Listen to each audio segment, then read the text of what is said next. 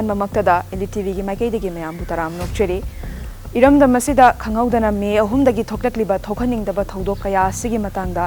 Elite TVꯅ ꯑꯈꯟꯅꯅ ꯁꯦꯝꯖꯕ ꯄ꯭ꯔꯣꯒ꯭ꯔꯥꯝꯁꯤꯗ ꯂꯝꯗꯝ ꯑꯁꯤꯗ ꯂꯩꯕꯤꯔꯤꯕ ꯐꯤल्मꯒꯤ ꯂꯝꯗ ꯇꯧꯕꯤꯔꯤꯕ ꯐꯤल्मꯒꯤ ꯊꯧꯃꯤꯁꯤꯡꯒ ꯎꯅꯖꯗꯨꯅ ꯋꯥꯔꯤ ꯋꯥꯇꯥꯏ ꯁꯥꯟꯅꯕꯒꯤ ꯃꯇꯥꯡꯗ इरमदम असे थोकलिबा इरांगजिगी मतांदा करी करी मोट लेबिगे हाइबदो मयाम पुना मिरेंग तामिनेसि अखोइना हजिक उनजगदरिबा से मयामना थोइदोक हेंदोकना खंगनरबा मसक नाइरबा मणिपुरी फिल्मगी डायरेक्टर अमदी एक्टर सो ओइरिबा मयामना लुफुतोंबा हाइनासु खंगनरिबा होइगे ओजा प्रकाश कनी ओजा हजिक लमदम असे थोइबा इरांगजिगी मतांदा आर्टिस्ट अमोइना ओजादा करी करी मोट लेबिगे तो खतंग थंबि आई अहानबा मक्तदा अखोइगे इलाइट टीवी येंबिरिबा ममियेंग ताबिरिबा पुनमकपु आई खुरुमजरी हंदकी खंगौदना थोरकपा इरांगसी अखोइगे मिपुम खुदिमक्ता यामना नुंगाइतबा अमनि मसिदि जात बिजात की वा नते खुदिमक्ता यामना नुंगाइतबा मा पुई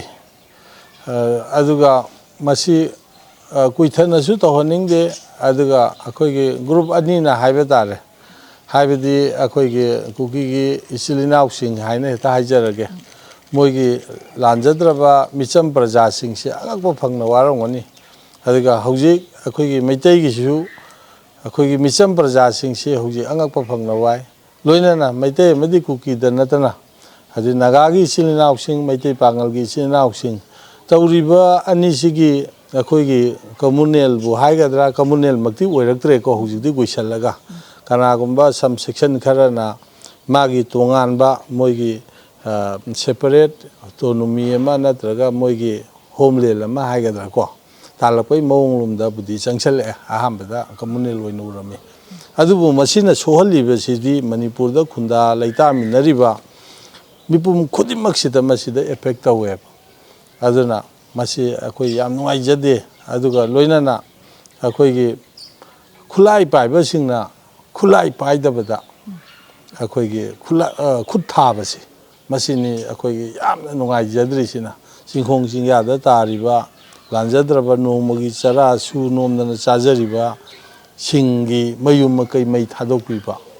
येउ मोइना वारमगदबा था अमा हेलाबा सिबाउता मयुमदा चंगबा ngamदबा अखोइ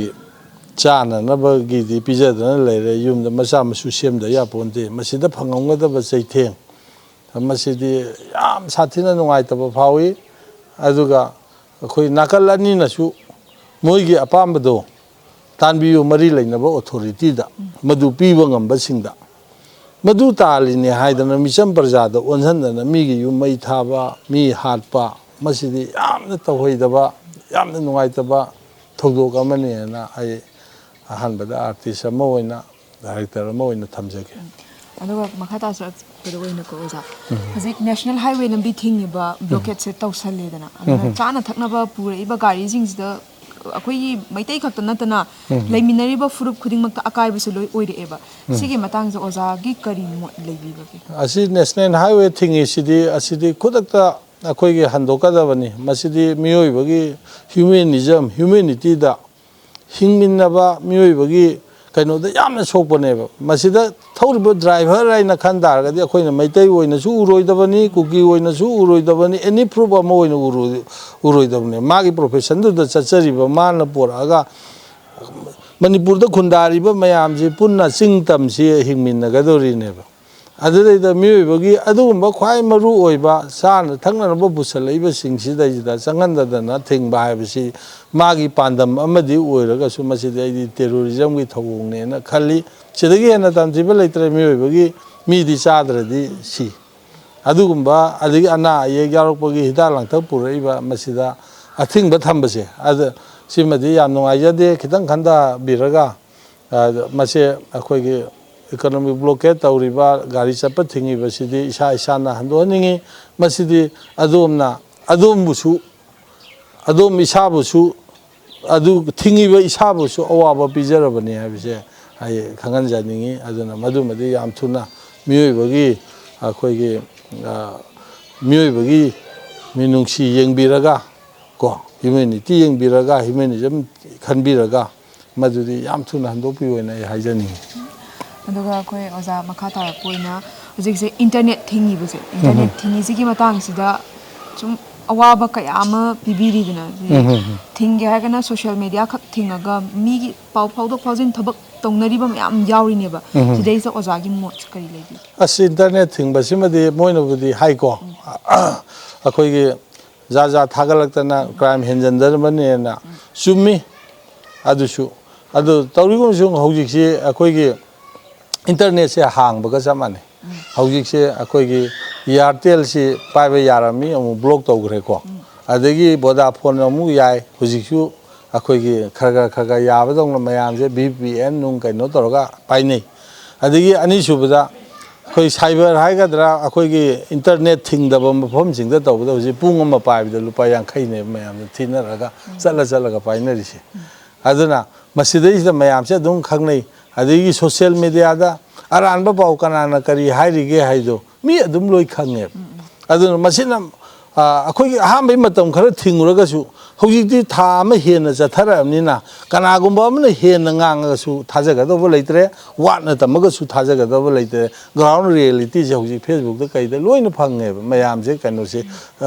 ꯃꯄꯥꯟꯗ ꯃꯥꯏ ꯃꯔꯤ ꯃꯇꯥ ꯂꯩꯕꯁꯤꯡꯅ ꯍꯥꯡꯕꯗ ꯀꯔꯤꯗ ꯁꯨꯃꯥꯏꯅ ꯉꯥꯡꯉꯦ ꯐꯦꯛ ꯅ꯭ꯌꯨꯁ ꯊꯥꯒꯠꯂꯦ ꯑꯗꯨ ꯇꯧꯔꯦ ꯍꯥꯏꯁꯦ ꯑꯗꯨꯅ ꯍꯧꯖꯤꯛꯀꯤ ꯅꯤꯠꯀꯤ ꯊꯥꯒꯗꯧꯔꯤꯕ ꯖꯤꯒꯤ ꯊꯥꯒꯗꯧꯔꯤꯕ ꯍꯧꯖꯤꯛ ꯌꯨꯅꯤꯚꯔꯁꯤꯇꯤ ꯀꯃꯟ ꯏꯟꯇ꯭ꯔꯥꯟꯁꯀꯤ ꯍꯧꯖꯤꯛ 12 ꯂꯣꯏꯔꯛꯄꯒꯤ ꯃꯤꯡ ꯆꯟꯅꯒꯗꯧꯔꯤꯕ ꯅꯦꯠꯀꯤ ꯃꯊꯧ ꯉꯥꯛꯇꯅꯦꯕ ꯑꯗꯩꯗꯤ ꯂꯅꯥꯏ ꯌꯨꯝꯗ ꯇꯧꯔꯒ ꯊꯕꯛ ꯇꯥꯜꯂꯤꯕ ꯃꯁꯤꯃꯗꯤ ꯑꯩꯈꯣꯏꯒꯤ ꯑꯣꯅꯔꯦꯕꯜ ꯆꯤꯐ ꯃꯤꯅꯤꯁꯇꯔꯗꯁꯨ ꯑꯗꯒꯤ ꯑꯩꯈꯣꯏꯒꯤ ꯀꯨꯜꯗꯤꯞ ꯍꯧꯖꯤꯛ ꯀꯩꯅꯣ ꯑꯣꯏꯕꯤꯔꯤꯕꯗꯁꯨ ꯑꯩ ꯔꯤꯀ꯭ꯋꯦꯁ ꯇꯧꯖꯒꯦ ꯏꯟꯇꯔꯅꯦꯠꯁꯤꯗꯤ ꯑꯩ ꯍꯥꯡꯍꯟꯖꯅꯤꯡꯉꯤ ꯑꯩꯈꯣꯏꯒꯤ ꯑꯗꯣꯝꯅ ꯏꯟꯇꯔꯅꯦꯠ ꯍꯥꯡꯉꯒ ꯑꯩꯈꯣꯏꯒꯤ ꯍꯦꯟꯖꯟꯒꯗꯧꯕꯁꯨ ꯂꯩꯇ꯭ꯔꯦꯅ ꯈꯜꯂꯤ ꯑꯗꯨ ꯋꯥꯠꯀꯗꯧꯕꯁꯨ ꯂꯩꯇ꯭ꯔꯦꯅ ꯈꯜꯂꯤ ꯍꯧꯖꯤꯛꯁꯤꯗꯤ ꯏꯪꯊꯅꯔꯕꯒꯨꯝꯕꯅꯤ ꯀꯅꯥꯒꯨꯝꯕ ꯈꯔꯅ ꯍꯧꯖꯤꯛꯁꯦ ꯄꯤꯁꯨ ꯑꯣꯏꯔꯕꯒꯨꯝꯕꯅꯤ ꯀꯅꯥꯒꯨꯝꯕ ꯈꯔꯅ ꯇꯧꯗ ꯌꯥꯗꯦ ꯍꯥꯏꯗꯅ ꯅꯝꯗꯅ ꯀ꯭ꯔꯥꯏꯝ ꯊꯣꯛꯍꯟꯕ ꯑꯗꯩ ꯐꯣꯔ ꯑꯦꯛꯖꯥꯝꯄꯜ ꯑꯁꯦ ꯉꯔꯥꯡꯒꯤ ꯅꯣꯡꯉꯥꯜꯂꯝꯗꯥꯏꯗ ꯔꯦꯄꯤꯠ ꯑꯦꯛꯁꯟ ꯐꯣꯔꯁꯅ ꯌꯨꯝꯅꯥꯝ ꯂꯩꯀꯥꯏ ꯀꯩꯅꯣꯗ ꯒꯥꯔꯤ ꯊꯨꯒꯥꯏꯔꯤꯕꯁꯤꯡꯗꯣ ꯍꯧꯖꯤꯛ ꯐꯦꯁꯕꯨꯛ ꯑꯣꯞꯅꯤ ꯂꯣꯏ ꯈꯪꯉꯤ ꯐꯦꯁꯕꯨꯛꯇ ꯂꯣꯏ ꯌꯥꯎꯋꯤ ꯑꯗꯣ ꯑꯩ ꯏꯁꯥꯁꯦ ꯑꯩ ꯍꯧꯖꯤꯛ ꯑꯩꯉꯣꯟꯗ ꯌꯥꯎꯔꯤꯕ ꯐꯣꯟꯁꯦ ꯑꯩ ꯐꯦꯁꯕꯨꯛ ꯌꯥꯏꯌꯦꯗꯤ ꯑꯉꯥꯡꯁꯤꯡꯅ ꯈꯪꯉꯦꯕ ꯑꯩꯈꯣꯏꯒꯤ VPN ꯃꯆꯥ ꯑꯃ ꯍꯥꯞꯄꯒꯅꯦ ꯑꯗꯨꯗ ꯌꯥꯔꯒ ꯄꯨꯡ ꯑꯃꯃꯝ ꯌꯥꯏ ꯂꯣꯏ ꯌꯦꯡꯉꯤ ꯃꯤ ꯂꯣꯏ ꯈꯪꯉꯤ ꯃꯣꯏꯅ ꯈꯪꯗꯕ ꯃꯥꯟꯕꯅꯦꯕ ꯑꯗꯨꯅ ꯔꯤꯄꯤꯠ ꯑꯦꯛꯁꯟ ꯐꯣꯔꯁꯅ ꯑꯗꯨ ꯇꯧꯔꯨꯕꯗꯤ ꯀꯩꯗꯧꯔꯦ ꯄꯨꯡ 5ꯗꯒꯤꯅ ꯄꯨꯡ 9 ꯐꯥꯎꯕ ꯀꯥꯔꯐ꯭ꯌꯨ ꯊꯥꯔꯝꯕꯗꯣ ꯄꯨꯡ 5ꯗꯒꯤꯅ ꯄꯨꯡ 6ꯇ ꯇꯦꯟꯁꯤꯜꯂꯦ ꯑꯗꯨ ꯀꯅꯥꯅ ꯇꯧꯔꯤꯕ ꯀ꯭ꯔꯥꯏꯝꯅ ꯁꯔꯀꯥꯔꯒꯤ ꯃꯤꯅ ꯁꯨꯃꯥꯏꯅ ꯇꯧꯗꯅ ꯑꯩꯈꯣꯏꯅ ꯇꯧꯔꯤꯕ ꯊꯣꯛꯏꯕ ꯂꯤꯂꯥꯁꯤꯡꯁꯤꯒꯤ ꯃꯔꯨꯝꯗ ꯀꯅꯥꯒꯨꯝꯕ ꯃꯁꯥꯗꯤ ꯊꯣꯛꯇꯅ ꯏꯃꯨꯡꯗ ꯐꯝꯗꯅ ꯂꯩꯔꯒ ꯁꯥꯟꯅꯕ ꯊꯧꯏꯟꯁꯤꯟ ꯇꯧꯕ ꯌꯥꯎꯕ꯭ꯔꯥ ꯍꯥꯏꯁꯤꯒꯤ ꯌꯥꯝ ꯆꯤꯡꯅꯕ ꯂꯩ ꯑꯗꯨꯅ ꯃꯁꯤꯅ ꯀꯅꯥꯗ ꯏꯐꯦꯛ ꯇꯧꯏ ꯈ꯭ꯋꯥꯏꯗꯒꯤ ꯆꯝꯖꯔꯕ ꯅꯣꯡꯃꯒꯤ ꯍꯦꯟ ꯇꯨ ꯃꯥꯎꯠꯇ ꯂꯩꯖꯔꯕ ꯁꯨꯔ ꯅꯣꯝꯃꯒ ꯆꯥꯔꯤꯕꯁꯤꯡꯁꯤꯗꯩꯁꯤꯗ ꯑꯉꯛꯄ ꯐꯪꯅ ꯁꯣꯛꯍꯜꯂꯦ ꯑꯗꯨꯅ ꯍꯧꯖꯤꯛ ꯃꯥꯡꯉꯤꯕ ꯑꯉꯥꯡ ꯂꯥꯏꯔꯤꯛ ꯇꯝꯗ꯭ꯔꯤꯕ ꯌꯩꯊꯣꯛꯏꯕ ꯅꯣꯡꯃꯒꯤ ꯀꯥꯂꯦꯟ ꯁꯨꯇꯤ ꯗꯦꯠ 29 ꯐꯥꯎ ꯊꯥꯅꯤ ꯍꯥꯏꯔꯝꯃꯦ 15 ꯐꯥꯎ ꯑꯃꯨꯛ ꯍꯥꯏꯔꯦ 15 ꯀꯌꯥ ꯁꯥꯡꯅ ꯑꯃꯨꯛ ꯇꯧꯗꯅ ꯃꯥꯡꯗꯧꯔꯤꯁꯤ ꯀꯅꯥꯅꯣ ꯑꯩꯈꯣꯏꯒꯤꯅꯦꯕ ꯑꯗꯨꯅ ꯂꯥꯜ ꯂꯩꯁꯤꯅꯗꯤ ꯑꯐꯕ ꯄꯣꯔꯛꯇꯦ ꯍꯥꯏꯁꯤꯗꯤ ꯑꯩꯈꯣꯏꯒꯤ A to Z ꯍꯥꯏꯇꯥꯔꯦꯅꯦ ꯈꯪꯗꯅ ꯂꯩꯔꯕ ꯋꯥꯐꯝꯅꯤꯅ ꯃꯁꯤꯗꯤ ꯑꯗꯨ ꯀꯥꯟꯅꯒꯗꯧꯁꯨ ꯃꯥꯟꯗꯦ ꯑꯗꯨꯒ ꯇꯥꯜꯂꯤꯕ ꯗꯤꯃꯥꯟꯁꯤꯡꯁꯤꯁꯨ ꯑꯩꯈꯣꯏ ꯃꯔꯝ ꯆꯥꯗ꯭ꯔꯗꯤ ꯐꯪꯗꯧꯁꯨ ꯃꯥꯟꯗꯦ ꯃꯤꯑꯣꯏꯕ ꯍꯥꯏꯁꯦ ꯀꯣꯟꯅ ꯃꯨꯟꯅ ꯌꯦꯡꯉꯛꯄꯗ ꯑꯩꯈꯣꯏ ꯀꯅꯥꯅ ꯆꯨꯝꯃꯤ ꯀꯅꯥꯅ ꯂꯥꯜꯂꯤ ꯍꯤꯡꯃꯤꯟꯅꯕ ꯍꯥꯏꯁꯦ ꯑꯩꯈꯣই ꯊꯥꯗꯣꯛꯅꯕ ꯌꯥꯔꯔꯣꯏꯗꯧꯕꯅꯤ ꯀꯨꯀꯤ ꯅꯨꯄꯤ ꯀꯌꯥ ꯃꯩꯇꯩꯅ ꯂꯧꯗꯅ ꯂꯩꯕ ꯚꯥꯔꯤ ꯑꯃ ꯎꯕꯤꯔꯝꯃꯅꯤ ꯃꯩꯇꯩ ꯅꯨꯄꯤ ꯀꯌꯥ ꯀꯨꯀꯤꯗ ꯌꯨꯝ ꯄꯥꯟꯕ ꯚꯥꯔꯤ ꯑꯃ ꯎꯕꯤꯔꯝꯃꯅꯤ ꯑꯗꯨꯕꯨ ꯀꯅꯥꯒꯨꯝꯕ ꯈꯨꯗꯛꯇ ꯍꯥꯏꯖꯤꯜꯂꯛꯄ ꯃꯤꯇꯣꯞ ꯃꯤꯔꯥꯟꯆꯥ ꯈꯔꯒꯤ ꯏꯟꯐ꯭ꯂꯨꯌꯦꯟꯁꯇꯒꯤꯀꯣ ꯃꯁꯤꯗꯤ ꯌꯥꯝ ꯆꯥꯎꯕ ꯌꯥꯝ ꯑꯀꯟꯕ ꯀꯩꯅꯣꯅꯦꯕ ꯂꯥꯟꯁꯦ ꯑꯩꯈꯣꯏꯒꯤ ꯅꯥꯔꯀꯣ ꯇꯦꯔꯣꯔꯤꯁꯀ ꯍꯥꯏꯔꯗꯤ ꯏꯟꯇꯔꯅꯦꯁꯅꯦꯜꯒꯤ ꯊꯥꯛꯇ ꯂꯩꯕ ꯒꯦꯡꯅꯦꯕ ꯁꯦꯟꯒ ꯌꯥꯝ ꯄꯥꯏꯕ ꯑꯗꯨꯅ ꯃꯣꯏꯁꯤꯅ ꯇꯧꯔꯛꯄꯅꯤꯅ ꯃꯁꯤꯗꯤ ꯈꯔ ꯀꯨꯏꯅ ꯆꯠꯄꯒꯤ ꯋꯥꯅꯤ ꯑꯗꯨꯒ ꯇꯁꯦꯡꯕꯩꯗꯤ ꯒ꯭ꯔꯥꯎꯟ ꯔꯤꯌꯦꯂꯤꯇꯤꯗ ꯍꯧꯖꯤꯛ ꯊꯣꯛꯏꯕ ꯀ꯭ꯔꯥꯏꯝꯁꯤꯡꯁꯦ ꯀꯅꯥꯒꯨꯝꯕ ꯈꯔꯅ ꯏꯟꯖꯜꯂ ꯇꯧꯕꯒꯤ ꯋꯥꯅꯤ ꯑꯗꯨꯒ ꯀꯨꯀꯤ ꯏꯆꯤꯟ ꯏꯅꯥꯎꯁꯤꯡꯒꯤ ꯃꯔꯛꯇꯒꯤꯁꯨ ꯃꯩꯇꯩꯕꯨ ꯅꯨꯡꯁꯤꯕ ꯇꯧꯔꯛꯄ ꯑꯩꯈꯣꯏꯒꯤ ꯇꯦꯂꯤꯚꯤꯖꯟꯒꯤ ꯅ꯭ꯌꯨꯁꯇ ꯀꯔꯤꯗ ꯑꯩꯈꯣꯏ ꯃꯌꯥꯝ ꯇꯥꯃꯤꯟꯅꯔꯦꯗꯅꯀꯣ ꯑꯗꯨꯅ ꯃꯁꯤ ꯏꯟꯇꯔꯅꯦꯠ ꯊꯤꯡꯕꯁꯤꯗꯤ ꯌꯥꯔꯒꯗꯤ ꯃꯁꯤ ꯂꯧꯊꯣꯛꯄꯤꯌꯨ ꯏꯟꯇꯔꯅꯦꯠꯀꯤ ꯊꯤꯡꯕꯒꯤ ꯃꯇꯝ ꯂꯣꯏꯔꯦꯅ ꯈꯟꯖꯩ ꯑꯗꯨꯅ ꯃꯁꯤꯗꯤ ꯑꯣꯄꯟ ꯍꯥꯡꯗꯣꯛꯑꯒ ꯃꯌꯥꯝ ꯑꯃꯒ ꯇꯥꯊꯣꯛ ꯇꯥꯁꯤꯟ ꯇꯧꯔ ꯂꯣꯏ ꯄꯥꯎ ꯐꯥꯎꯅꯩꯑꯕ ꯍꯧꯖꯤꯛꯇꯤ ꯌꯥꯝ ꯆꯥꯎꯈꯠꯂꯕ ꯃꯇꯝꯅꯤ ꯑꯗꯨꯅ ꯑꯩꯈꯣꯏꯒꯤ ꯏꯟꯇꯔꯅꯦꯠꯁꯦ ꯍꯥꯡꯕꯤꯌꯨ ꯑꯩ ꯂꯩꯉꯥꯛꯇ ꯑꯩ ꯅꯣꯡꯂꯨꯛꯆꯒꯦ ꯌꯥꯔꯒꯗꯤ ꯏꯟꯇꯔꯅꯦꯠ ꯍꯥꯡꯕꯤꯌꯨ ꯍꯥꯡꯕꯅ ꯐꯩ ꯑꯩꯅ ꯑꯍꯥꯟꯕꯗ ꯑꯣꯖꯥꯗ ꯂꯥꯛꯆꯒꯗꯧꯔꯤꯕꯁꯦ ꯑꯣꯖꯥꯁꯦ ꯑꯥꯔꯇꯤꯁ ꯑꯃ ꯑꯣꯏꯅꯀꯣ ꯍꯧꯖꯤꯛ ꯍꯧꯖꯤꯛ ꯏꯔꯝꯗꯝ ꯑꯁꯦ ꯊꯣꯛꯏꯕ ꯏꯔꯥꯡꯁꯤꯒꯤ ꯃꯇꯥꯡꯗ ꯑꯣꯖꯥꯒꯤ ꯀꯔꯤ ꯃꯣꯠ ꯂꯩꯕꯤꯒꯦ ꯍꯥꯏꯕꯗꯣ ꯋꯥꯐꯝ ꯈꯤꯇꯪ ꯊꯝꯕꯤꯌꯨ ꯌꯥꯝ ꯅꯨꯡꯉꯥꯏꯇꯦꯕꯣ ꯍꯟꯗꯛꯀꯤ ꯃꯇꯥꯡꯁꯤꯗꯤ ꯑꯩꯈꯣꯏꯗꯤ ꯑꯥꯔꯇꯤꯁ ꯑꯣꯏꯅꯁꯨ ꯂꯩꯖꯕꯅꯤꯅ ꯑꯥꯔꯇꯤꯁ ꯍꯥꯏꯁꯤꯗꯤ ꯌꯥꯝꯅ ꯁꯣꯞ ꯑꯣꯏꯕ ꯄꯣꯠꯅꯤ나 ꯑꯩꯈꯣꯏꯅ ꯏꯔꯩꯄꯥꯛꯀꯤꯗꯃꯛꯅꯤ ꯀꯥꯏꯅ ꯑꯩꯈꯣꯏꯅ ꯈꯔ ꯃꯌꯥꯝ ꯃꯃꯥꯡ ꯊꯣꯛꯑꯒ ꯀꯟꯅ ꯊꯧꯅ ꯉꯥꯡꯒꯗꯕꯁꯨ ꯏꯄꯛꯇꯕꯒꯨꯝꯕ ꯑꯃ ꯂꯩꯕ ꯍꯥꯏꯅꯤꯡꯕꯗꯤ ꯊꯃꯣꯏꯁꯤꯗ ꯌꯥꯝ ꯂꯩꯕ ꯑꯗꯨꯅ ꯑꯩꯒꯤ ꯃꯣꯠ ꯍꯥꯏꯌꯣ ꯍꯥꯏꯔꯒꯗꯤ ꯑꯩꯈꯣꯏ ꯂꯩꯔꯤꯕ ꯁꯔꯀꯥꯔꯁꯤꯅ ꯌꯥꯝꯅ ꯑꯀꯟꯕ ꯃꯤꯠꯌꯦꯡ ꯑꯃ ꯑꯗꯨꯒ ꯏꯟꯗꯤꯌꯥ ꯒꯣꯔꯃꯦꯟꯅꯁꯨ ꯃꯤꯠꯌꯦꯡ ꯆꯪꯉꯒ ꯑꯊꯨꯕꯗ ꯑꯩꯈꯣꯏ ꯁꯥꯟꯇꯤ ꯄꯣꯔꯛꯑꯒ ꯏꯪꯅ ꯍꯤꯡꯃꯤꯟꯅꯕ ꯃꯤꯑꯣꯏꯕ ꯍꯥꯏꯕꯁꯦ ꯍꯤꯡꯃꯤꯟꯅꯔꯒ ꯅꯨꯡꯉꯥꯏꯕꯅꯤ ꯏꯊꯟꯗ ꯂꯩꯔꯒ ꯅꯨꯡꯉꯥꯏꯕ ꯅꯠꯇꯦ ꯑꯗꯨꯅ ꯃꯁꯤꯒꯤ ꯋꯥꯈꯜꯂꯣꯟꯁꯦ ꯅꯥꯀꯜ ꯑꯅꯤꯃꯛ ꯂꯩꯔꯤꯕ ꯑꯇꯣꯞꯄ ꯖꯥꯇꯤꯁꯨ ꯃꯩꯇꯩ ꯑꯩꯈꯣꯏꯁꯨ ꯄꯨꯟꯅ ꯈꯟꯊꯃꯤꯟꯅꯔꯒ ꯇꯦꯕꯜꯗ ꯐꯝꯃꯤꯟꯅꯔꯒꯅꯦ ꯑꯩꯈꯣꯏ ꯍꯥꯟꯅꯒꯤ ꯐꯤꯕꯝꯗꯨꯗ ꯑꯃꯨꯛꯇꯪ ꯍꯟꯖꯤꯜꯍꯟꯕ ꯄꯥꯝꯃꯤ ꯑꯗꯨꯒ ꯑꯃꯨꯛ ꯑꯩꯅ ꯂꯥꯛꯆꯅꯤꯡꯉꯤꯁꯦ ꯈ꯭ꯋꯥꯏ ꯃꯔꯨꯑꯣꯏꯅ ꯑꯩꯈꯣꯏꯒꯤ ꯀꯩ ꯍꯥꯏꯅꯤ ꯆꯥꯛꯊꯥꯛ ꯑꯣꯏꯔꯤꯕ ꯍꯥꯏꯇꯥꯔꯦ ꯅꯦꯁꯅꯦꯜ ꯍꯥꯏꯋꯦꯒꯤ ꯂꯝꯕꯤꯁꯦ ꯕ꯭ꯂꯣꯀꯦꯠ ꯇꯧꯁꯤꯜꯂꯤꯕꯁꯦ ꯁꯤꯗꯩꯁꯤꯗ ꯄꯨꯁꯜꯂꯛꯏꯕ ꯃꯅꯨꯡꯗ ꯁ꯭ꯋꯥꯏꯗ ꯌꯣꯜꯂꯤꯕꯁꯤꯡꯁꯤꯅ ꯑꯃꯨꯛ ꯄꯣꯠꯁꯦ ꯇꯥꯡꯅ ꯌꯣꯟꯈꯠꯂꯅꯤ ꯑꯁꯣꯝꯗꯅ ꯕ꯭ꯂꯣꯀꯦꯠꯁꯦ ꯊꯤꯡꯖꯤꯜꯂꯅꯤ ꯁꯤꯗꯩꯁꯤꯗ ꯑꯩꯈꯣꯏ ꯈꯛꯇ ꯅꯠꯇꯦꯕ ꯃꯩꯇꯩ प्रजा ꯈꯛꯇ ꯅꯠꯇꯦꯕ ꯋꯥꯔꯤꯁꯦ ꯁꯤ ꯈꯨꯟꯗꯥꯃꯤꯟꯅꯔꯤꯕ ꯐꯨꯔꯨꯞ ꯈꯨꯗꯤꯡꯃꯛꯇꯅꯦ ꯋꯥꯃꯤꯟꯅꯔꯤꯁꯦ ꯑꯗꯣ ꯁꯤꯒꯤ ꯃꯇꯥꯡꯁꯦ ꯕ꯭ꯂꯣꯀꯦꯠ ꯇꯧꯔꯤꯕꯁꯤꯒꯤ ꯃꯇꯥꯡꯁꯦ ꯑꯣꯖꯥꯒꯤ ꯃꯣꯠ ꯈꯔ ꯊꯝꯕꯤꯔꯝꯃꯨ ꯃꯁꯤ ꯑꯩꯒꯤ ꯃꯣꯠꯇ ꯍꯥꯏꯗꯤ ꯀꯟꯃꯜꯂꯦ ꯍꯥꯏꯒꯗ꯭ꯔꯥ ꯑꯩ ꯏꯟꯗꯤꯌꯥ ꯒꯣꯔꯃꯦꯟꯗ ꯈꯤꯇꯪ ꯁꯤꯒꯤ ꯃꯇꯥꯡꯁꯤꯗꯗꯤ ꯋꯥꯔꯧꯏ ꯍꯥꯏꯗꯤ ꯁꯦꯟꯇ꯭ꯔꯦꯜ ꯒꯣꯔꯃꯦꯟꯗ ꯋꯥꯔꯧꯏ ꯍꯥꯏꯕꯗꯤ ꯀꯩꯅꯣꯗ ꯃꯁꯤ ꯂꯥꯏꯐ ꯂꯥꯏꯟ ꯑꯣꯏꯔꯤꯕꯅꯤ ꯑꯗꯨꯒ ꯅꯦꯁꯅꯦꯜ ꯍꯥꯏꯋꯦꯅꯤ ꯍꯥꯏꯋꯦꯁꯤ ꯊꯤꯡꯕ ꯌꯥꯗꯦ ꯁꯤ ꯁꯨꯄ꯭ꯔꯤꯝ ꯀꯣꯔꯠꯀꯤ ꯑꯣꯔꯗꯔꯁꯨ ꯂꯩꯔꯤꯅꯤ ꯑꯗꯨ ꯑꯣꯏꯔꯒꯗꯤ ꯃꯁꯤ ꯍꯥꯡꯗꯣꯛꯄ ꯂꯦꯞꯍꯟꯕ ꯍꯥꯏꯕꯁꯤ ꯏꯟꯗꯤꯌꯥ ꯒꯣꯔꯃꯦꯟꯒꯤ ꯄꯨꯡꯈꯥꯏ ꯑꯃꯒꯤ ꯃꯇꯝ ꯅꯠꯇꯦꯕ ꯑꯗ ꯏꯟꯗꯤꯌꯥ ꯒꯣꯔꯃꯦꯟꯗ ꯊꯃꯣꯏ ꯈꯤꯇꯪ ꯁꯦꯡꯐꯥꯠꯇꯕ ꯃꯥꯟꯕ ꯑꯃ ꯂꯩꯕꯁꯤ ꯅꯨꯡꯉꯥꯏꯇꯦ ꯃꯔꯝꯗꯤ ꯕ꯭ꯂꯣꯀꯦꯠ ꯇꯧꯕꯁꯤꯅ ꯋꯥꯔꯤꯁꯦ ꯃꯩꯇꯩ ꯑꯩꯈꯣꯏꯗ ꯅꯠꯇꯦꯕ ꯉꯁꯤ ꯂꯩꯔꯤꯕ ꯆꯤꯡꯒꯤ ꯏꯆꯤꯜ ꯏꯅꯥꯎ ꯏꯟꯗꯤꯖꯤꯅꯁ ꯄꯤꯄꯜ ꯑꯌꯥꯝꯕ ꯍꯧꯖꯤꯛ ꯂꯣꯏ ꯋꯥꯔꯤ ꯄꯣꯠ ꯇꯥꯡꯕꯒꯤ ꯄꯣꯠ ꯐꯪꯗꯕꯒꯤ ꯁꯤꯗ ꯅꯠꯇꯅ ꯆꯨꯔꯆꯥꯟꯄꯨꯔꯗꯁꯨ ꯑꯉꯛꯄ ꯄꯛꯅ ꯄ꯭ꯔꯖꯥ ꯃꯤꯌꯥꯝ ꯋꯥꯔꯤ ꯑꯗꯣ ꯑꯩꯈꯣꯏ ꯄꯨꯟꯅ ꯋꯥꯃꯤꯟꯅꯕꯅꯦꯕ ꯑꯗꯨꯏꯗꯤ ꯁꯤꯒꯨꯝꯕ ꯋꯥꯃꯤꯟꯅꯔꯤꯕꯁꯤ ꯑꯩꯈꯣꯏꯁꯤ ꯃꯅꯤꯄꯨꯔꯁꯤ ꯏꯟꯗꯤꯌꯥꯒꯤ ꯁꯤꯇꯤꯖꯟꯅꯦꯅ ꯈꯟꯕꯤꯔꯒꯗꯤ ꯏꯟꯗꯤꯌꯥ ꯒꯚꯔꯟꯃꯦꯟꯠꯅ ꯄꯨꯡꯈꯥꯏ ꯑꯃꯒꯤ ꯃꯇꯝ ꯅꯠꯇꯦꯕ ꯑꯣꯔꯗꯔ ꯑꯃ ꯇꯧꯕꯗ ꯏꯔꯥꯏ ꯂꯥꯏꯅ ꯀꯟꯇ꯭ꯔꯣꯜ ꯍꯦꯛꯇ ꯇꯧꯕ ꯌꯥꯕ ꯄꯣꯠꯅꯦꯕ ꯍꯥꯏꯔꯤꯕ ꯀꯥꯡꯄꯣꯛꯄꯤ ꯍꯥꯏꯕ ꯑꯦꯔꯤꯌꯥꯁꯤ ꯀꯌꯥꯝ ꯆꯥꯎꯕꯅꯣ ꯃꯗꯨꯒꯤ ꯃꯤ ꯀꯌꯥꯝ ꯌꯥꯝꯕꯅꯣ ꯃꯗꯨ ꯁꯔꯀꯥꯔꯅ ꯃꯇꯝ ꯆꯥꯅ ꯀꯟꯇ꯭ꯔꯣꯜ ꯇꯧꯕ ꯉꯝꯗꯕꯁꯦ ꯑꯩꯒꯤ ꯑꯣꯏꯅꯗꯤ ꯏꯟꯗꯤꯌꯥ ꯒꯚꯔꯟꯃꯦꯟꯠꯁꯤ ꯃꯕꯨꯛ ꯈꯤꯇꯪ ꯁꯦꯡꯗꯦ ꯍꯥꯏꯅ ꯑꯩ ꯊꯝꯖꯒꯦ ꯑꯗꯣ ꯑꯩꯅ ꯑꯃꯨꯛ ꯑꯔꯣꯏꯕꯗ ꯂꯥꯛꯆꯅꯤꯡꯉꯤꯁꯤꯅ ꯍꯧꯖꯤꯛ ꯏꯟꯇꯔꯅꯦꯠ ꯊꯤꯡꯉꯤꯕꯁꯦ ꯏꯟꯇꯔꯅꯦꯠꯁꯤꯅ ꯑꯩꯈꯣꯏꯗꯗꯤ ꯌꯥꯝ ꯑꯃꯔꯣꯝꯗꯁꯨ ꯀꯥꯟꯅꯕꯅꯤ ꯑꯃꯔꯣꯝꯗꯁꯨ ꯀꯥꯟꯅꯗꯕ ꯈꯔꯁꯨ ꯂꯩꯔꯤ ꯑꯗꯣ ꯏꯟꯇꯔꯅꯦꯠ ꯊꯤꯡꯉꯤꯁꯤꯅ ꯍꯧꯖꯤꯛ ꯁ꯭ꯀꯨꯜꯒꯤ ꯁꯥꯇ꯭ꯔ ꯑꯗꯒꯤ ꯊꯕꯛ ꯇꯧꯔꯤꯕ ꯀꯌꯥꯝꯗ ꯑꯀꯥꯏꯕ ꯀꯌꯥ ꯑꯃ ꯄꯤꯔꯤꯗꯅ ꯁꯤꯒꯤ ꯃꯇꯥꯡꯁꯤꯗ ꯑꯣꯖꯥꯒꯤ ꯃꯣꯠ ꯈꯔ ꯊꯝꯕꯤꯌꯨ ꯍꯣꯏ ꯅꯣꯡꯃ ꯅꯤꯅꯤꯗꯨꯒꯤ ꯇꯉꯥꯏ ꯐꯗꯅ ꯏꯟꯇꯔꯅꯦꯠꯇꯣ ꯊꯤꯡꯉꯒꯁꯨ ꯍꯧꯖꯤꯛꯇꯤ ꯍꯥꯡꯕ ꯌꯥꯕꯒꯤ ꯃꯇꯝꯗꯤ ꯍꯦꯟꯈꯔꯦ ꯍꯣꯏ ꯐꯦꯁꯕꯨꯛꯀꯨꯝꯕ ꯏꯟꯁꯇꯥꯒ꯭ꯔꯥꯝ ꯀꯔꯤꯗꯨ ꯈꯔ ꯊꯤꯡꯉꯒꯁꯨ ꯃꯌꯥꯝꯒꯤ ꯔꯤꯌꯨꯃꯔ ꯁꯟꯗꯣꯔꯛꯇꯅꯕ ꯃꯗꯨ ꯊꯤꯡꯉꯒꯁꯨ ꯃꯤꯒꯤ ꯍꯧꯖꯤꯛꯀꯤ ꯕꯤꯖꯤꯅꯦꯁ ꯇꯧꯅꯔꯤꯕ ꯑꯗꯒꯤ ꯍꯣꯁꯄꯤꯇꯥꯜ ꯀꯌꯥ ꯄꯦꯔꯥꯂꯥꯏꯁ ꯇꯧꯔꯤꯕ ꯕꯦꯡ ꯀꯌꯥ ꯄꯦꯔꯥꯂꯥꯏꯁ ꯇꯧꯔꯤꯁꯤ ꯑꯩꯈꯣꯏ ꯏꯀꯣꯅꯣꯃꯤꯗ ꯑꯣꯏꯔꯁꯨ ꯀꯌꯥꯝ ꯁꯣꯛꯀꯅꯤ ꯑꯗ ꯍꯧꯖꯤꯛ ꯗꯨꯀꯥꯟ ꯑꯌꯥꯝꯕ ꯇꯧꯔꯤꯕ ꯕꯤꯖꯤꯅꯦꯁꯁꯤꯡꯁꯤ ꯏꯟꯇꯔꯅꯦꯠꯀꯤ ꯃꯇꯦꯡꯅ ꯇꯧꯕ ꯉꯥꯛꯇꯅꯤ ꯃꯁꯤ ꯌꯥꯎꯗ꯭ꯔꯒꯗꯤ ꯊꯕꯛ ꯑꯝꯇ ꯌꯥꯗꯦꯁꯤ ꯈꯪꯉꯦ ꯏꯖꯨꯀꯦꯁꯟꯒꯤꯁꯨ ꯉꯥꯏꯔꯦ ꯍꯧꯖꯤꯛ ꯁ꯭ꯀꯨꯜ ꯀꯣꯂꯦꯖ ꯆꯠꯄ ꯌꯥꯗ꯭ꯔꯦ ꯑꯗꯨ ꯑꯣꯏꯔꯗꯤ ꯏꯟꯇꯔꯅꯦꯠ ꯌꯥꯔꯒꯗꯤ ꯑꯣꯟꯂꯥꯏꯟꯗ ꯑꯣꯏꯔꯁꯨ ꯈꯔꯗꯤ ꯇꯧꯕ ꯌꯥꯏꯗꯅ ꯑꯗꯨꯅ ꯁꯔꯀꯥꯔꯅ ꯃꯈꯣꯏꯒꯤ ꯇꯧꯐꯝ ꯊꯣꯛꯄ ꯃꯊꯧꯗꯤ ꯃꯇꯝ ꯆꯥꯅ ꯇꯧꯗꯕꯗꯒꯤ ꯈꯨꯗꯣꯡꯊꯤꯕꯁꯦ ꯊꯣꯛꯄꯅꯤ ꯑꯗꯨꯒ ꯇꯥꯏꯅꯕꯅ ꯃꯤꯑꯣꯏ ꯄ꯭ꯔꯖꯥ ꯑꯩꯈꯣꯏꯗ ꯍꯥꯏꯗꯤ ꯏꯟꯇꯔꯅꯦꯠ ꯊꯤꯡꯉꯤꯁꯦ ꯄ꯭ꯔꯖꯥ ꯑꯩꯈꯣꯏ ꯋꯥꯍꯟꯕꯅꯤ ꯑꯗꯨꯅ ꯃꯈꯣꯏꯅ ꯇꯥꯏꯅꯐꯝ ꯈꯪꯗꯗꯅ ꯊꯤꯡꯉꯦꯟꯗ ꯇꯥꯏꯅ ꯉꯝꯗ꯭ꯔꯒ ꯅꯥꯁꯤꯈꯣꯡ ꯇꯥꯏꯅꯩꯌꯦꯅ ꯏꯟꯇꯔꯅꯦꯠ ꯊꯤꯡꯉꯒ ꯉꯁꯤ ꯏꯔꯥꯡ ꯍꯟꯊꯔꯕ꯭ꯔꯥꯕ ꯍꯟꯊꯗꯦꯕ ꯑꯗꯨ ꯑꯣꯏꯔꯒꯗꯤ ꯏꯟꯇꯔꯅꯦꯠꯁꯦ ꯍꯥꯡꯗꯣꯛꯑꯀꯥꯟꯗ ꯋꯥꯔꯤꯕ ꯃꯌꯥꯝꯁꯦ ꯈꯔꯗꯤ ꯀꯟꯕ ꯌꯥꯏꯗꯅ ꯃꯗꯣ ꯃꯅꯤꯄꯨꯔ ꯒꯣꯔꯃꯦꯟ ꯍꯧꯖꯤꯛꯐꯥꯎ ꯈꯟꯗꯕ ꯍꯥꯏꯕꯁꯦ ꯍꯟꯅꯁꯨ ꯍꯥꯏꯔꯦ ꯃꯁꯤ ꯇꯧꯗꯕꯁꯦ ꯑꯩꯈꯣꯏ ꯃꯅꯤꯄꯨꯔ ꯒꯣꯔꯃꯦꯟꯁꯨ ꯈꯤꯇꯪ ꯋꯥꯈꯜꯁꯦ ꯈꯟꯗꯕ ꯋꯥꯠꯄ꯭ꯔꯥ ꯍꯥꯏꯅ ꯈꯜꯂꯤ ꯃꯁꯤ ꯑꯊꯨꯕꯗ ꯍꯥꯡꯗꯣꯛꯄꯤꯌꯨ ꯃꯤꯑꯣꯏ ꯈꯨꯗꯤꯡꯃꯛ ꯋꯥꯅꯔꯦ ꯁꯥꯇ꯭ꯔ ꯁꯥꯇ꯭ꯔꯤ ꯊꯕꯛ ꯇꯧꯔꯤꯕ ꯋꯥꯗꯕ ꯃꯤꯑꯣꯏ ꯑꯃꯠꯇ ꯂꯩꯇ꯭ꯔꯦ ꯏꯟꯇꯔꯅꯦꯠ ꯊꯤꯡꯕꯁꯤ ꯃꯔꯝꯗꯤ ꯍꯧꯖꯤꯛꯇꯤ ꯂꯣꯏꯅ ꯏꯟꯇꯔꯅꯦꯠꯇ ꯊꯕꯛ ꯇꯧꯅꯕ ꯉꯥꯛꯇꯅꯦꯕ ꯉꯁꯤ ꯃꯄꯥꯟ ꯂꯝꯗ USA ꯇꯧꯕ ꯑꯗꯒꯤꯗꯤ ꯑꯇꯣꯞꯄ ꯀꯟꯇ꯭ꯔꯤꯗ ꯊꯕꯛ ꯇꯧꯕ ꯅꯨꯄꯥ ꯃꯆꯥ ꯅꯨꯄꯤ ꯃꯆꯥ ꯃꯌꯥꯝ ꯂꯩ ꯃꯈꯣꯏ ꯉꯁꯤꯗꯤ ꯊꯕꯛ ꯊꯥꯗꯠꯄꯤꯔꯦ ꯃꯔꯝꯗꯤ ꯃꯅꯤꯄꯨꯔꯗ ꯏꯔꯥꯡ ꯊꯣꯛꯑꯦ ꯑꯗꯨꯗꯤ ꯃꯣꯏ ꯈꯪꯕ ꯅꯠꯇꯦ ꯏꯟꯇꯔꯅꯦꯠ ꯌꯥꯗ꯭ꯔꯕꯅꯤꯅ ꯃꯣꯏ ꯊꯕꯛ ꯂꯦꯞꯄꯕꯅꯤꯅ ꯎꯄꯥꯏ ꯂꯩꯇꯗꯅ ꯁꯦꯟ ꯄꯥꯏꯖꯕ ꯈꯔꯗꯤ ꯒꯨꯋꯥꯍꯥꯇꯤꯗ ꯆꯠꯂꯒ ꯊꯕꯛꯁꯤ ꯇꯧꯔꯤꯕ ꯍꯧꯖꯤꯛ ꯃꯔꯝꯗꯤ इन्टरनेट मनपुर याद्रबनिना क्या वारी यमु अदुना मसिगुमसे सरकारना खर खनबीबा फै अदुना आइना हाजिरसिनी इरांसी नल्लिङैदा लोइसनबा याबदु सरकारना थौसादबदि लोइसलौदबनि अदुबु ताइनबम खंगदना इंटरनेट ताइनबा हाइसे यामना लाइबक थीबनि ना इथमजगी अदुगा आइना ओजादा अरोइबम लाक्चनिङिजे सिगी इरांग हजिक हजिक थोइबा थोहनिङदबा थौदो कया अमा थोइबु सिगी सोल्युशन से करी तौरगदि कोप्पा ngамगनि हाइबदो ओजागी मोट थंबि यामना एकाडेमिकली हाइबदि हाइजररोय मदुदि इंटेलेक्चुअल म्याममसु लेबनिना आइदि एजे एन आर्टिस्ट अमोइना हाइजरगदी याम चंबा मियंगदा कुकी मिलिटेंट म्यांमार दगी लाइबा लोंगरी सेट आर्मी खुलाय फबा पाइबसिंग से मसे इंडिया गवर्नमेंट ना अमदी मणिपुर गवर्नमेंट अमतंग कंट्रोल तो बियोबा याम थुबदा अदुगदी मणिपुर द शांति हंजनी मरमदी मैतई ना हजिक तौरिसे मैतई की मिसंग नतेको मैतई ना तौरिसे डिफेंस नेबो अरेबा खुलाय युमद लेबा खरना डिफेंस तौबनी एटेकर नते एटेकर दी कुकी चिनिनाउ सिंग मिलिटेंट सिंग जिन तौबने अदुइदी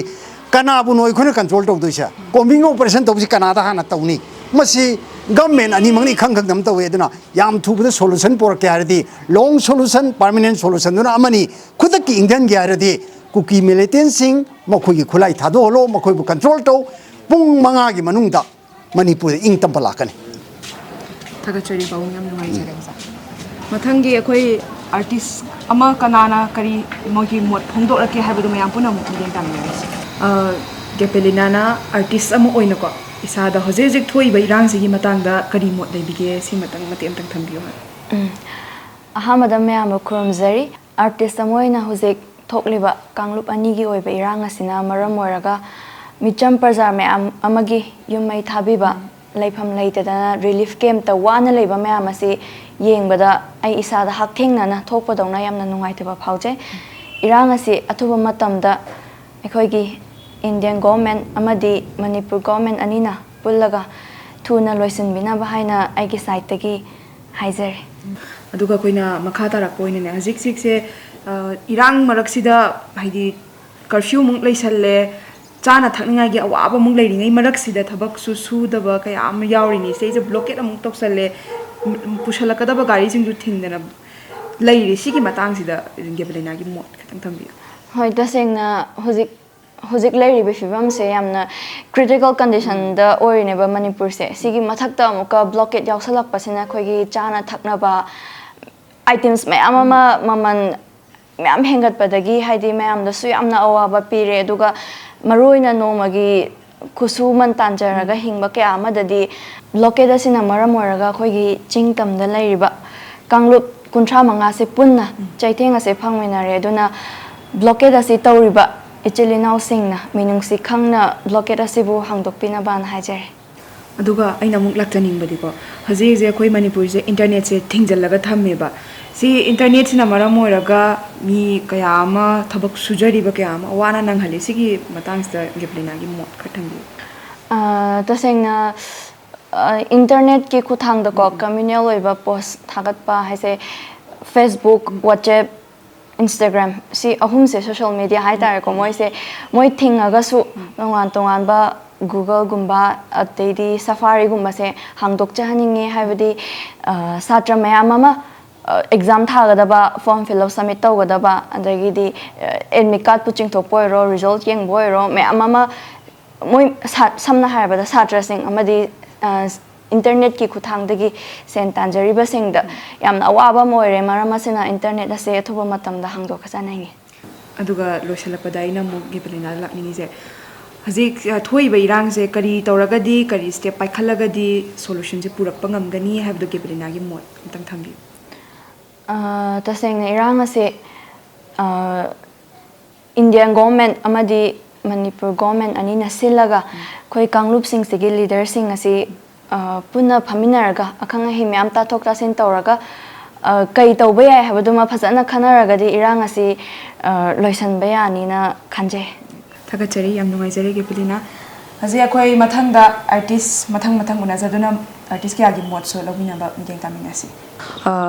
कका से इसा एक्टर अमा ओइनको हजे हजे अखोइगी इरमदम से थोइबा इरांगजिगी मतांगदा ककागी मोट से कई लेखरा थंबियु थोइबे इरांगजिगी मतांगदा हागदी खोइदी आर्टिस्ट अमा ओइना सुलेजरवइना न्यूट्रल ओइना खोइगी मयाम से हानदम दुम हानै मोंगदा नुखि सानना लेबा खोइ पामे खोइगी अपुनबगी सक्तम अदुम काहेंदबा पाम अदो हजे ककागी हजे थोइबा इरांगसिदा ककागी करी तौहनिंगबा ककागी अपाम्बा कई लेबिगे मसीगी मतंगदा इबेमा अखोइगी हेप्तारे अखोइगी मेइतै कम्युनिटी की ओइना मरोइना यामना खोइगी एसोसिएशन जी यामंदबा ꯑꯃꯠꯇꯒꯤ ꯈꯣꯜꯂꯥꯎ ꯑꯣꯏꯅ ꯑꯄꯨꯟꯕ ꯋꯥꯟ ꯑꯝꯕ꯭ꯔꯦꯂꯥ ꯑꯃꯒꯤ ꯃꯈꯥꯗ ꯂꯩꯔꯒ ꯑꯄꯨꯟꯕꯒꯤ ꯁꯛꯇꯝ ꯑꯃ ꯁꯥꯒꯠꯄ ꯃꯁꯤꯅ ꯐꯒꯗꯧꯕ ꯃꯥꯜꯂꯤ ꯉꯁꯥꯏꯒꯤ ꯑꯩꯈꯣꯏ ꯄ꯭ꯔꯖꯥꯗꯁꯨ ꯀꯔꯤꯅꯣ ꯂꯥꯎꯗꯣꯏꯁꯦ ꯁ꯭ꯂꯣꯒꯥꯟ ꯂꯥꯎꯗꯣꯏꯁꯦ ꯀꯔꯤꯅꯣ ꯑꯗꯒꯤ ꯑꯃꯅ ꯁꯤ ꯂꯥꯎꯃꯨ ꯍꯥꯏꯔꯛꯀꯅꯤ ꯑꯃꯅ ꯁꯤ ꯂꯥꯎꯃꯨ ꯍꯥꯏꯔꯛꯀꯅꯤꯀꯣ ꯑꯗꯨꯏꯁꯨꯗ ꯆꯞ ꯃꯥꯟꯅꯕ ꯕꯦꯅꯔ ꯑꯃꯒꯤ ꯃꯈꯥꯗ ꯑꯩꯈꯣꯏꯒꯤ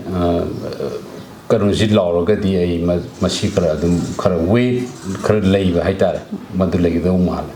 ꯃꯤꯇꯣꯞ ꯑꯣꯏꯔꯁꯨ ꯅꯨꯡꯁꯤ ꯆꯥꯟꯅꯅ ꯆꯍꯤ ꯀꯌꯥ ꯅꯨꯡꯁꯤꯅꯅ ꯏꯆꯤꯟ ꯏꯅꯥꯎ ꯑꯗꯨꯃꯥꯏꯅ ꯂꯣꯏꯅꯗꯅ ꯏꯃꯨꯡ ꯃꯅꯨꯡꯗ ꯂꯣꯏꯅꯗꯅ ꯂꯥꯛꯃꯤꯟꯅꯈꯤꯕ ꯐꯨꯔꯨꯞ ꯑꯅꯤ ꯈꯪꯍꯧꯗꯅ ꯃꯦꯒꯤ ꯇꯥꯔꯤꯛ 3 ꯑꯀꯟꯕ ꯃꯩ ꯍꯧꯕ ꯃꯅꯤꯄꯨꯔꯒꯤ ꯃꯐꯝꯁꯤꯗ ꯊꯥꯖꯔꯨꯗꯕ ꯊꯧꯗꯣꯛ ꯑꯃ ꯊꯣꯛꯂꯛꯄ ꯇꯥꯟꯖꯥꯁꯤꯗ ꯑꯃꯨꯛ ꯅꯨꯡꯁꯤ ꯆꯥꯟꯅꯕ ꯍꯥꯏꯕ ꯄꯣꯠꯇꯨ ꯆꯍꯤ ꯀꯌꯥ ꯅꯨꯡꯁꯤ ꯆꯥꯟꯅꯅ ꯂꯩꯔꯝꯕ ꯃꯔꯤꯗꯨ ꯅꯣꯡꯃꯗ ꯑꯍꯤꯡ ꯑꯃꯗ ꯇꯠꯄ ꯍꯥꯏꯕꯁꯤ ꯇꯧꯏꯗꯦ ꯑꯩꯈꯣꯏ ꯄꯨꯟꯅ ꯋꯥꯈꯜ ꯇꯥꯃꯤꯟꯅꯕ ꯃꯊꯧ ꯇꯥꯏ ꯑꯗꯨꯒ ꯑꯁꯨꯛ ꯌꯥꯝꯅ ꯋꯥꯔꯕ ꯃꯥꯏꯀꯩ ꯈꯨꯗꯤꯡꯃꯛꯇ ꯀꯝꯃꯨꯅꯤꯇꯤ ꯀꯌꯥꯅ ꯈꯨꯟꯗꯥꯃꯤꯟꯅꯔꯤꯕ ꯃꯅꯤꯄꯨꯔ ꯍꯥꯏꯔꯤꯕ ꯂꯝꯁꯤꯗ ꯃꯩꯇꯩ ꯈꯛꯇꯒꯤ ꯅꯠꯇꯦ ꯇꯥꯡꯈꯨꯜ ꯈꯛꯇꯒꯤ ꯅꯠꯇꯦ ꯀꯨꯀꯤ ꯈꯛꯇꯒꯤ ꯅꯠꯇꯦ ꯃꯅꯤꯄꯨꯔ ꯍꯥꯏꯕꯁꯤ ꯑꯩꯈꯣꯏ ꯀꯝꯃꯨꯅꯤꯇꯤ 30ꯒꯤ ꯃꯊꯛꯇ ꯂꯩꯔꯤꯁꯤꯅ ꯄꯨꯜꯂꯒ ꯁꯦꯝꯕ ꯑꯗꯨꯒꯨꯝꯕ ꯂꯝꯗꯝ ꯑꯃꯅꯤ ꯁꯤꯗꯩꯗ ꯇꯧꯍꯩꯗꯕ ꯇꯧꯕ ꯁꯨꯡꯌꯥ ꯌꯥꯗ꯭ꯔꯕ ꯕ꯭ꯂꯣꯛꯀꯦꯠ ꯑꯅ ꯑꯃꯃꯨꯛ ꯆꯪꯁꯤꯜꯂꯛꯄ ꯂꯥꯜꯂꯛꯁꯤꯗꯩꯗ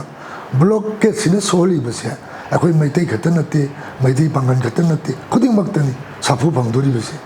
ꯗꯤꯃꯥꯄꯨꯔ ꯂꯥꯏꯟꯁꯦ ꯍꯧꯖꯤꯛ ꯕꯪꯀꯔ ꯁꯥ ꯂꯩꯈꯔꯦ ꯁꯣꯔꯣꯛ ꯃꯌꯥꯏꯗ ꯁꯤꯗꯩꯗ ꯄꯣꯠ ꯄꯨꯁꯟꯕ ꯌꯥꯔꯣꯏ ꯁꯤꯅ ꯁꯣꯛꯀꯗꯧꯔꯤꯗꯤ ꯉꯁꯤ ꯀꯝꯃꯨꯅꯤꯇꯤ ꯈꯨꯗꯤꯡꯃꯛꯇ ꯑꯩꯅ ꯂꯥꯟ ꯇꯧꯅꯗꯣꯔꯦ